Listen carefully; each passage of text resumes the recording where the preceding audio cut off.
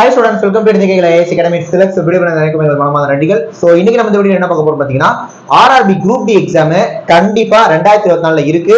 Before election கண்டிப்பாக notification வந்துடும். அதுல எந்தவித டவுட்டும் இல்ல, எந்தவித மாற்று கருத்தும் இல்ல. புரியுதா? பட் எக்ஸாம் வந்துட்டு போகுது. பட் வந்தா நம்ம அதுக்கு கிளியர் பண்ணணும். சரிங்களா?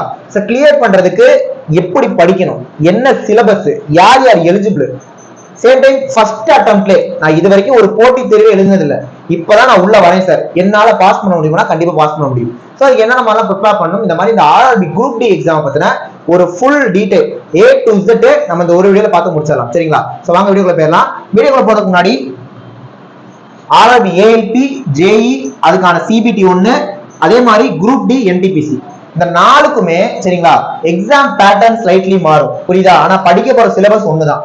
ஏஎல்பி சிபிடி 1 ஆகட்டும், ஜேஇ சிபிடி 1 ஆகட்டும், குரூப் டி ஆகட்டும், என்டிபிசி ஆகட்டும். குரூப் டி சிங்கிள் எக்ஸாம் தான், என்டிபிசி 2 ஸ்டேஜ் இருக்கும். பட் 2 ஸ்டேஜுமே படிக்க போற விஷயம் ஒண்ணுதான்.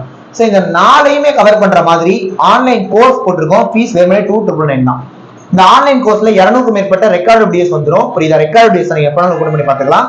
சேம் டைம் டெஸ்ட்டும் உங்களுக்கு கொடுத்துருவோம். டெஸ்ட் PDF தான் வரப்போகுது. புரியுதா? சோ ரெண்டுமே சேர்த்து ஃபீஸ் வந்து 299 தான். ஜாயின் பண்ண நினைக்கிறவங்க இந்த 2 நம்பர் ஏதாவது நம்பர் கான்டாக்ட் பண்ணி ஜாயின் பண்ணுங்க. கண்டிப்பா 4 எக்ஸாமுமே தட்டி தூக்கிடலாம். புரியுதா? இப்போ வாங்க நம்ம வீடியோக்குள்ள போயிடலாம். ஓகே, ஆர்ஆர்பி குரூப் டி பொறுத்த வரைக்கும் யார் எலிஜிபிள் பாத்தீங்கன்னா ஒரு 10th SSLC. புரியுதா? SSLC 10th படிச்சிருந்தாலே நீங்க இந்த ஆர்ஆர்பி குரூப் டி எக்ஸாமுக்கு தாராளமா எலிஜிபிள். தாராளமா நீங்க இந்த எக்ஸாம் எழுதலாம். ஸோ 10th படிச்சிருந்தாலே நீங்க ஆர்ஆர்பி குரூப் டி எக்ஸாம் எழுதலாம். ஓகே, ரயில்வேக்குள்ள நீங்க போனீங்கன்னா நார்மலா டெக்னிக்கல் எக்ஸாம்ஸ் தனி, நான் டெக்னிக்கல் எக்ஸாம்ஸ் தனி. அந்த நான் டெக்னிக்கல் பொறுத்த வரைக்கும் level 1, level 2, level 3, level 4, level 5, level 6 ஒரு 6 லெவல் இருக்கும். அதுல லெவல் 2ல இருந்து லெவல் 6 வரைக்கும் என்டிபிசில கொண்டு போயிடுவாங்க. புரியுதா? என்டிபிசி அப்படின்னு ஒரு எக்ஸாம் இப்ப கூட சொல்லிருப்பேன். அதுலதான் லெவல் 2ல இருந்து லெவல் 6 வரைக்கும் போயிடும். இந்த லெவல் 1ங்கிறது தான் குரூப் டி. புரியுதா? இந்த குரூப் டிங்கிறது லெவல் 1. அப்ப 10th படிச்சவங்க எழுதலாம். சேம் டைம் டிஎன்பிஎஸ்சில எப்படி குரூப் 4 அந்த மாதிரி தான் ஆர்ஆர்பில குரூப் டி. ஒரு பேசிக்கான எக்ஸாம், ஈஸியான எக்ஸாம். வேகன்சிஸ் லட்சக்கணக்கில் வரும். போன குரூப் டிலயுமே 1 லட்சத்துக்கு மேற்பட்ட வேகன்சி வந்துச்சு. இந்த வாட்டி வரப்போற ரயில்வே குரூப் டிலையும் நம்ம கண்டிப்பா 1 லட்சத்துக்கு மேல வேகன்சிஸ் எதிர்பார்க்கலாம். பட் எக்ஸாமோட காம்படிஷனும் அந்த அளவுக்கு இருக்கும். கண்டிப்பா கோடிக்கணக்கில் எக்ஸாம் எழுதுவாங்க. கண்டிப்பா ஒரு 1 கோடி மேல எழுதுவாங்க எக்ஸாம். அப்ளை பண்ணுவாங்க. எத்தனை பேர் எக்ஸாம் வருவாங்க நமக்கு தெரியாது. பட் 1 கோடி பேர் அப்ளை பண்ணக்கூடிய ஒரு எக்ஸாம். வேகன்சியும் 1 lakh இருக்கும். புரியுதா? எதுக்கு? இந்த ரயில்வே குரூப் டிங்கிற எக்ஸாம். புரியுதா? அப்ப நீங்க கணக்கு பண்ணி பாத்தீங்கன்னா 100 லட்சம் தான் 1 கோடி. புரியுதா? அப்ப எப்படி சொல்றது, 100 வேகன்சிக்கு ஒரு ஆள் எக்ஸாம் எழுதுவாங்க. அந்த மாதிரி இருக்கும். புரியுதா? சாரி மாத்தி சொல்லிட்டேன். ஒரு வேகன்சிக்கு 100 பேர் எழுதுவாங்க. சாரி மாத்தி சொல்லிட்டேன். ஒரு வேகன்சிக்கு 100 பேர் எக்ஸாம் எழுதுவாங்க. ஒரு வேகன்சிக்கு 100 பேர். அப்ப 100ல ஒருத்தர நம்ம வந்தா நமக்கு வந்து வேலை கிடைச்சிடும். புரியுதா? இது இந்த எக்ஸாம்கான அவுட்லுக். ரைட். எக்ஸாம் பேட்டர்ன் அப்படின்னு பார்த்தோம்னா மொத்தமா 100 கொஸ்டின். புரியுதா? 90 மினிட்ஸ் டைம் கொடுப்பாங்க. எவ்வளவு நேரம்? 1.5 மணி நேரம். இது ஆன்லைன் எக்ஸாம். கம்ப்யூட்டர்ல தான் நம்ம எக்ஸாம் எழுதணும். புரியுதா? கம்ப்யூட்டர் தான் எக்ஸாம் எழுதணும். எக்ஸாம் சென்டர் உங்களுக்கு போட்டுருவாங்க. மேக்ஸிமம் இன்ஜினியரிங் காலேஜ் போடுவாங்க. நீங்க போய் சென்டருக்கு போயிட்டு எக்ஸாம் எழுதுற மாதிரி இருக்கும். இதுல பாத்தீங்கன்னா maths 25, reasoning 30, science 25, general awareness வந்து 20 கேள்வி கேட்கறாங்க.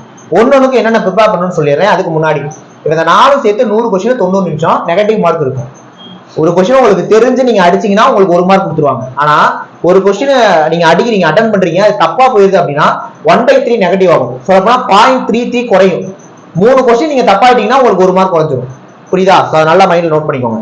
புரியுற மாதிரி சொல்லணும்னா 4 கேள்வி அடிக்கிறீங்க, அதுல 1 கரெக்ட், 3 தப்புனா உங்களோட மார்க் 0 ஆயிடும். புரியுதா? அதனால ரயில்வே எக்ஸாம்ல தெரிஞ்சதை மட்டும் தான் அடிக்கணும். அக்யூரசி இங்க ரொம்ப ரொம்ப முக்கியம். அடிக்கிறதெல்லாம் கரெக்டா இருக்கும். புரியுதா? இதை மைண்ட்ல வச்சுக்கோங்க. தெரியாம அடிக்க கூடாது. அடுத்த கேள்வி கேட்பீங்க, சார் தெரியல அட்டன் பண்ணாம விட்டா பிரச்சனையே இல்லை. அப்ப தெரியற மட்டும் தான் அட்டன் பண்ணணும், தெரியாத விட்டுறணும். அது இதுல மேஜரான ஒரு விஷயம். புரியுதா? நெக்ஸ்ட் அடுத்து பாத்தீங்கன்னா இப்ப இந்த ரீசனிங்கிறத ரொம்ப ரொம்ப ஈஸியா இருக்கும். ரீசனிங்ல 30 கேள்வி இருக்கிறான்னா 30க்கு 30மே டேம் ஷோரா அடிச்சிடலாம். நான் அடிச்சு சொல்றேன். ரீசனிங்ல 30க்கு 30 கண்டிப்பா எடுத்துடலாம். ரீசனிங் பொறுத்த வரைக்கும் குளோபல் ரீசனிங், நான் குளோபல் ரீசனிங் இருக்க போகுது. புரியுதா? ஒண்ணு வந்து என்ன டயலாக் ஓரியன்டா கேள்வி கேட்பாங்க. இன்னொன்னு தான் இந்த coding, decoding, blood relation, distance and direction, analogy, syllogism, mathematical operation. புரியுதா? இந்த மாதிரி கேள்விகள்லாம் நான் வெர்பல்ல கேட்பாங்க. வெர்பல்னா டயக்ராம் ஓரியன்டா இருக்க போகுது. ரீசனிங்ல பாதி கேள்வி நீங்க அங்க போய் ஆன் த ஸ்பாட்ல அடிச்சிடலாம். ஆனா பிராக்டிஸ் பண்ணணும். சொல்றேன், ஆன் த ஸ்பாட்ல கூட போய் அடிக்க முடியும். ரீசனிங்கிறது ரொம்ப ரொம்ப ஈஸியான ஒரு விஷயம். புரியுதா? அப்படியே மேக்ஸ் போனோம் அப்படின்னா 25 கேள்வி கேட்கறாங்க. கண்டிப்பா சொல்றேன், மேக்ஸ்ல ஸ்ட்ராங்கா இருக்கிறோம். இப்ப இதுல 30 கண்டிப்பா அடிக்கலாம். ஆனா மேக்ஸ்ல ஸ்ட்ராங்கா இருக்கிறவங்களால 25க்கு 25 அடிச்சிட முடியும். பட் எல்லாராலையுமே குறைஞ்சபட்சம் 20 கண்டிப்பா அடிக்க முடியும். அப்ப நம்மளோட டார்கெட் இதுல 30க்கு 30, இதுல 25க்கு 20க்கு மேல. அப்ப இந்த ரெண்டையும் சேர்த்து நீங்க 50க்கு மேல அடிச்சிடணும். இந்த ரெண்டையும் சேர்த்து 50க்கு மேல போயிடணும். 55க்கு 50க்கு மேல போயிடணும். புரியுதா? ரியல் காம்படிஷன் இங்கதான் இருக்கும். இப்ப இந்த 45 கேள்வி, இந்த 45 கேள்விக்கு சயின்ஸை பொறுத்த வரைக்கும் என்சிஆர்டி ஸ்கூல் புக்ஸ் 6ல இருந்து 10 வரைக்கும், என்சிஆர்டி ஸ்கூல் புக் 6ல இருந்து 10 வரைக்கும் சயின்ஸை படிச்சிருங்க, முடிஞ்சு போச்சு. ஜெனரல் அவேர்னஸ் பாத்தீங்கன்னா இதுல கரண்ட் அஃபேர்ஸோட ரோல் மேஜரா இருக்கும். இப்ப 20 கேள்வி கேட்கறான்னா ஒரு 5ல இருந்து 6 கேள்வியாவது கரண்ட் அஃபேர்ஸ் இருக்கும், குறைந்தபட்சம் நான் சொல்றேன். அப்புறம் static GK, national park, wildlife sanctuary, river, dam, ஸ்டேட்டோட சிஎம், ஸ்டேட்டோட கவர்னர், இம்பார்ட்டன்ட் ஏர்போர்ட்ஸ் எங்க இருக்கு, சேம் டைம் இம்பார்ட்டன்ட் டேட்ஸ், இந்த மாதிரி ஸ்டாட்டிக் ஜிகேன்னு ஒரு சில டாபிக்ஸ் இருக்கும். அது வந்து கேள்வி கேட்பாங்க. எனக்கு தெரிஞ்சு இதுல கரண்ட் அஃபேர்ஸும் ஜிகேவும் சேர்த்தே 10 கேள்வி கேட்டுருவாங்க. புரியுதா? அப்ப பேலன்ஸ் 10 கேள்வி தான் ஹிஸ்டரி, ஜியோகிராஃபி, பாலிட்டி, எக்கனாமிக்ஸ்னு ஸ்ப்ளிட் ஆகும். அதுக்குமே நீங்க 6th and 10th வரைக்கும் என்சிஆர்டி புக்ஸ், ஸ்கூல் புக்ஸை படிச்சீங்கன்னா போதுமானதாக இருக்கும். இப்ப இந்த ரெண்டுமே நீங்க உட்காந்து படிக்கிற விஷயம், இது பிராக்டிஸ் பண்ற விஷயம். பிராக்டிஸ் பண்ணிட்டீங்கன்னா இதுல 50 மேல தட்டி தூக்கிடலாம். ஆனா இதை நீங்க உட்காந்து படிச்சா மட்டும் தான் மார்க் எடுக்க முடியும். அப்ப இந்த 45 கேள்வி தான் ரியல் காம்படிஷன். பட் இந்த 45 கேள்வியில, புரியுதா, இந்த 45 கேள்வியில நீங்க ஒரு 30 கேள்வி கரெக்டா அடிச்சிட்டீங்கனாலே போதுங்க. 45ல ஒரு 30 கேள்வி அக்யூரேட்டா இருக்கணும். மீடிய விட்டாலும் பிரச்சனை இல்லை, 30 கேள்வி அக்யூரேட்டா. இதுல ஒரு 50க்கு மேல செக்யூர் பண்ணிச்சு வச்சீங்கன்னா ஒரு 80 தாண்டும் சேஃப். நீங்க கண்டிப்பா இதுல சிங்கிள் எக்ஸாம் தான், அதுக்கப்புறம் பிசிக்கல் இருக்க போது, புரியுதா, அப்புறமா டாக்குமெண்ட் வெரிஃபிகேஷன் இப்படிதான் இருக்க போது. சிங்கிள் எக்ஸாம் தட்டி தூக்கிட்டு வந்துடலாம். 80 டார்கெட் வைக்கணும் நம்ம 100க்கு, புரியுதா. மொத்தமா 90 நிமிஷம் டைம் கொடுக்குறாங்க. மேக்ஸ் பாத்தீங்கன்னா மேக்ஸ்ல பொறுத்த வரைக்கும் குவான்டிடேட்டிவ் ஆப்டிடியூட் இருக்க போது, அட்வான்ஸ் மேக்ஸ் இருக்க போது. குவான்டிடேட்டிவ் ஆப்டிடியூட் பொறுத்த வரைக்கும் நார்மலா நம்ம மேக்ஸ்ல பார்க்கக்கூடிய HCM, number series, simplification, average, statistics, ratio and proportion, புரியுதா, ஏஜஸ், பார்ட்னர்ஷிப், மிக்சர் அலிகேஷன், அப்புறமா percentage, profit and loss, simple test, compound interest, data interpretation, mensuration, இந்த டாபிக்ஸ் எல்லாமே குவான்டிடேட்டிவ் ஆப்டிடியூட்ல வந்துடும். அப்ப அட்வான்ஸ் மேக்ஸ்ல இன்னொரு செக்ஷன் இருக்கும்.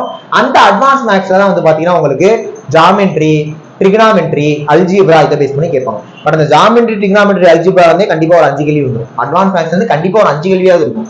குவான்டிடேட்டிவ் ஆப்டிடியூட்ல ஒரு 20 கேட்பாங்க. அந்த 20க்கு 20 அடிக்கலாம். விட்டீங்கன்னா அந்த 5 தான் நீங்க விரும்பமா இருக்கும். அதனால தான் நான் 20% வச்சேன், புரியுதா. குவான்டிடேட்டிவ் ஆப்டிடியூட்ல தட்டி தூக்கணும். அட்வான்ஸ் மேக்ஸை ஓரளவு நம்ம ப்ரிப்பேர் பண்ணி பார்த்துக்கலாம், புரியுதா. இதாங்க பேட்டர்ன், இதுதான் விஷயம், புரியுதா. இதை மட்டும் கரெக்டா பண்ணீங்கன்னா நீங்க கண்டிப்பா தட்டி தூக்கிடலாம். சேம் டைம் ரயில்வே மாதிரியான எக்ஸாம்ஸ்ல சொல்லப்போனா எக்ஸாம்ஸ் நிறைய ஸ்லாட்ல நடக்கும். ஒரு நாளைக்கு 3 ஸ்லாட் நடக்கும். ஒரு 10 மாச கணக்குல எக்ஸாம் நடத்துவாங்க. ஒரு 10 நாள் 20 நாள் எக்ஸாம் நடக்கும். அப்ப என்ன நடக்கும்னா ஒரு 100-150 ஸ்லாட் நடக்கும். அப்ப 100-150 ஸ்லாட் எக்ஸாமே ஒரே மாதிரி இருக்குமா? கிடையாது. அங்க ஒரு சில எக்ஸாம்ஸ் ஈஸியா இருக்கும், ஒரு சில எக்ஸாம்ஸ் டஃபா இருக்கும். இதுல நார்மலைசேஷன் அப்படிங்கிறது ரொம்ப ரொம்ப மேஜர் ரோல் ப்ளே பண்ணும். உங்களோட ஸ்லாட் கஷ்டமா இருந்து நீங்க எழுத போற எக்ஸாம் கஷ்டமா இருக்கு அப்படின்னா நீங்க எடுத்து வச்ச மார்க்கை விட கண்டிப்பா உங்களுக்கு இன்க்ரீஸ் ஆகும். உங்க ஸ்லாட் ஈஸியா இருந்ததுன்னா நீங்க எடுக்கிற மார்க்கை விட கம்மியாகும். அது ஈஸி கஷ்டம் எப்படி முடிவு பண்ணுவாங்கன்னா அந்த ஸ்லாட்ல எடுத்தவரோட டாப் மார்க், அந்த ஸ்லாட் எழுதுறவரோட டாப் மார்க் எல்லா ஸ்லாட்லயும் பார்ப்பாங்க. சேம் டைம் அந்த ஸ்லாட்டோட ஆவரேஜ் மார்க், இப்போ 1,00,000 பேர் எழுதுறாங்கன்னா மொத்த மார்க்கை டிவைட் பண்ணி பார்ப்பாங்க. அதுல தெரிஞ்சிடும்ல கண்டிப்பா ஈஸி ஸ்லாட்ல டாப்பர் மார்க்கும் அதிகமா இருக்கும், ஆவரேஜ் மார்க்கும் அதிகமா இருக்கும். அதெல்லாம் கணக்கு பண்ணி நார்மலைசேஷன் பண்ணுவாங்க. இதனால நான் சொல்ல வர்றது என்னன்னா, இப்ப 100க்கு 80 அடிக்கணும்னா எக்ஸாம் ஈஸியா கஷ்டமா நான் 80 அடிச்சே ஆகணும்னு போய் அடிக்க கூடாது. இப்ப எக்ஸாம் உங்களோட செம டஃபா வந்துருது, ஒரு 60ல இருந்து 70 தான் அடிக்க முடியுதுன்னா அதை மட்டும் அட்டன் பண்ணிட்டு பேசாம உட்காந்துக்கணும். இங்க அக்யூரசி தான் ஒரே விஷயம். தெரிஞ்சதை மட்டும் தான் அடிக்கணும், ஒரு கேள்வி கூட எக்ஸ்ட்ரா அடிக்க கூடாது. இதை கரெக்டா ஃபாலோ பண்ணுங்க. கண்டிப்பா ரயில்வே எக்ஸாம தட்டி தூக்கிடலாம். டெஸ்டிங் நிறைய போட்டு பார்க்க வேண்டியது அவசியம், சரிங்களா. இதுதான் ஆர்ஆர்பி குரூப் பத்தி ஃபுல் டீடைல். சேம் டைம் நம்ம அகாடமில கிளாஸஸ் போயிட்டு இருக்கு. ஃபீஸ் டீடைல் இது ஸ்டார்டிங்லேயே சொல்லியிருப்பேன். ஜாயின் பண்ண நினைக்கிறவங்க இந்த 2 நம்பர் கான்ட்ரிபியூஷன் தான். நெக்ஸ்ட் ஒரு முக்கியமான வீடியோல பார்க்கலாம். தேங்க்யூ.